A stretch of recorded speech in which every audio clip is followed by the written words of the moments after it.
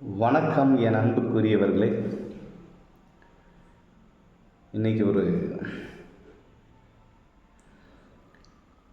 மன நிம்மதிக்காகவும் மன வலியை தாங்குவதற்காகவும் எதையும் எதிர்கொள்வதற்காகவும் எல்லாம் இழந்தாலும் வாழ்வதற்குரிய நம்பிக்கை விதைப்பதற்காகவும் இந்த பதிவாக நம்ம எடுத்துக்கலாம். இந்த உலகத்தில் எல்லாருமே நமக்கு வாழ்வை கொடுக்க வராங்க அப்படின்னு நினைக்கிறது மிகப்பெரிய ஒரு தப்பு. இன்றைக்கி எல்லாருமே வாழ்வை கெடுக்க வராங்க அப்படின்றதெல்லாம் நம்ம சொல்லலாம். எல்லாமே எந்த உறவாக இருந்தாலும் சரி, வாழ்வை கொடுப்பதில் தாய் தந்தையரை விட இந்த உலகத்தில் யாரும் இருக்க முடியாது. அவர்களை கடந்து வந்து விட்டால் அதற்கு பின் இந்த உலகம் நமக்கு ஒரு பெரிய ஒரு சவாலாக தான் இருக்கும்.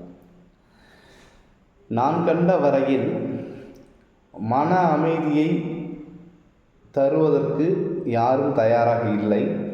அந்த மன அமைதியை பெறுவதற்கு நாம் தான் தயாராக இருக்கிறோம்.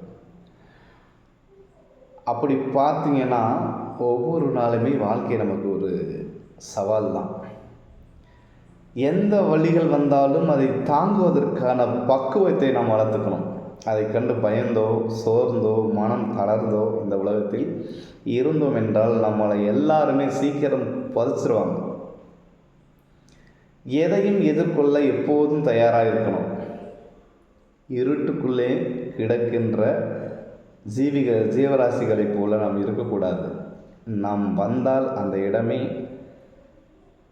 ஒளியாகவும் வழியாகவும் இருக்க வேண்டுமே தவிர யாரை கண்டும் பயந்தோ நடுங்கியோ வெக்கி தலை குனிந்தோ நம்மளால் எப்படி இந்த வாழ்க்கையை முன்னுக்கு வர முடியும் அப்படின்ட்டு நினச்சிக்கிட்டு பயந்தோ பின்வாங்கினால் நம்மை இருக்க இடம் தெரியாமலே அழிச்சிருவாங்க. அதனால் எப்போவுமே எதையும் எதிர்கொள்ள தயாராக இரு.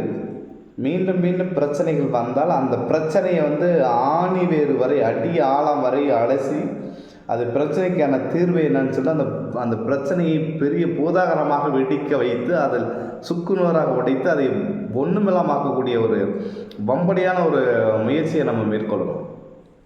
பயந்துக்கிட்டே இருந்துச்சுன்னா மேலும் மேலும் நம்ம மேலே சுமத்திக்கிட்டே தான் இருப்பாங்க அந்த சுமையை.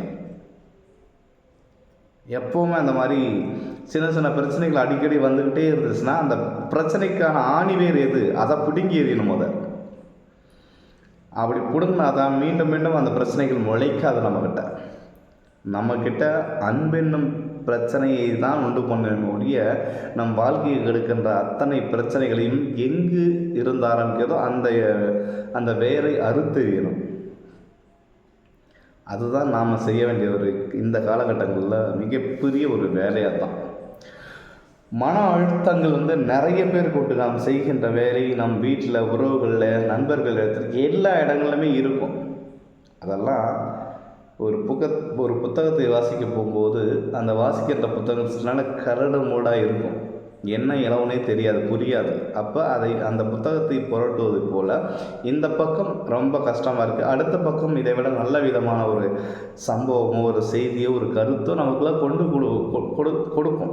அது மாதிரி அந்த வாழ்க்கையுடைய மனிதர்களை அந்த புத்தகத்தை அந்த புரட்டுவதை போல் புரட்டிக்கிட்டு போயிடும். சில நேரங்கள் நமக்கு படிக்க விருப்பம் இல்லாத பக்கத்தில் நம்ம என்ன பண்ணிடுறோம், புரட்டிடுறோம், அடுத்த பக்கத்துக்கு தாவிடுறோம். அந்த மாதிரி தாவிடுறோம்.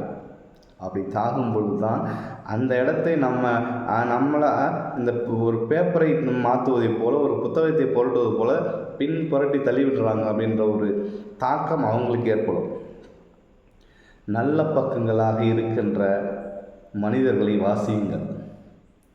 தேவையில்லாத பக்கங்களை ஒதுக்கி விடுங்கள். அந்த புத்தகமே உங்களுக்கு பிடிக்கலை என்றால் மூடி வைத்துவிட்டு அமைதியாக இருந்து விடுங்கள். யாரிடமும் பேசாமல் நிம்மதியாக உறங்கி விடுங்கள். எதை கண்டும் இந்த உலகத்தில் அஞ்சு வாழ்ந்தால் கெஞ்சி வாழ்கிற மாதிரிடும், அப்புறம் மின்சுற மாதிரி ஆயிரும் வாழ்க்கையில். எல்லாருக்குமே நம்ம கெஞ்சி வாழ்ந்துக்கிட்டு அடுத்தவங்களை மிஞ்சுகின்ற அளவுக்கு நம்ம வாழ்ந்தோம்னா கெஞ்சக்கூடாது. யார்கிட்டையுமே அன்பையுமே அரவணைப்புமே பாதுகாப்புமே கெஞ்சி கேட்பதில் இந்த உலகத்தில் நமக்கு மதிப்பே இல்லாமல் ஆணித்தரமான ஒரு வாழ்க்கையை நம்ம வாழணும்னா எதையும் எதிர்க்க தயாராக இருக்கணும். தேவையில்லாத விஷயங்களை வந்து த எதிர்க்க தயாராக இருக்கணும். தேவையில்லாதவைக்கு நம்ம வந்து வாய் கொடுத்த வேண்டிய அவசியமே கிடையாது. எப்போவுமே இந்த உலகம் நமக்கு பல அழுத்தங்களையும் பல சுமைகளையும் கொடுத்து கொண்டே தான் இருக்கும். அதையெல்லாம் குருவி மேல் போடுகின்ற ஒரு மணல் மாதிரி தட்டி விட்டுட்டு போயிட்டே இருக்கணும். அதெல்லாம் பார்த்துட்டு நம்ம வருத்தப்பட்டு வந்தோம்னா நம்முடைய வாழ்க்கையே வருத்தமாக போயிடும். எந்த ஒரு காலகட்டத்தையும் எதையும் பெரிய சுமையாக எடுக்காதீர்கள். எடுத்துக்கொண்டால் அந்த சுமையை தூக்க முடியாமல் திணறிக்கொண்டு வாழ்க்கையே ஒரு நெருடலாகவும் ஒரு அழுத்தமாகவும் இருந்து கொண்டே தான் இருக்கும். எப்பொழுதுக்குமே எல்லாருக்குமே நல்ல விதமான வாழ்க்கை அமையவே அமையாது. அமைச்சிக்க முயற்சி பண்ணாலும் அதை கெடுக்கிறதுக்கு பல பேர் வருவாங்க. அப்படி கெடுக்க வரும்போது அந்த நபர் யார், அந்த நபர் நல்லவரா கெட்டவரான்னா அவர்கிட்ட விலகிடுங்க போதும்.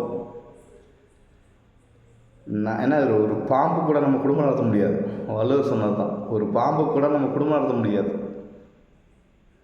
நல்லவன் குடியாரன் எல்லா பேரும் நம்ம உலகத்தில் வந்து சேருவாங்க, உறவுகள் வந்து சேருவாங்க.